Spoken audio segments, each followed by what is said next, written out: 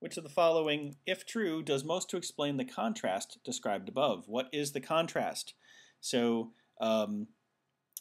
when it gets cold in October, Canadian bears go into hibernation. If it comes earlier than October, the bears go into hibernation up to a month earlier.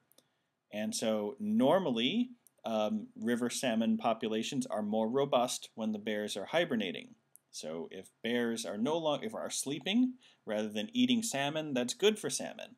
However, this past year, Canada experienced the coldest September on record, so that would have caused the bears to hibernate earlier, earlier than their normal October time.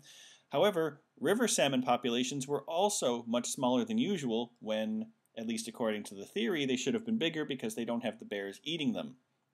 So the contrast is the bears were gone, but the salmon populations were much smaller than usual. Why? Is it A, when it is very cold, the number of salmon fishermen drops? Well, that would be a reason why there should be more of them, not fewer. B, before going into hibernation, bears tend to store fat for the long winter by eating as much vegetation as they possibly can.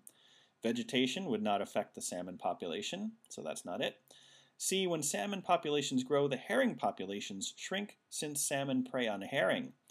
That makes sense, but we don't have anything about the herring populations relative to this, so it doesn't explain why there were fewer salmon. D, this past year, September was so unusually cold that some of the rivers froze solid. Well, if you are a fish and your river freezes solid, that will probably kill you.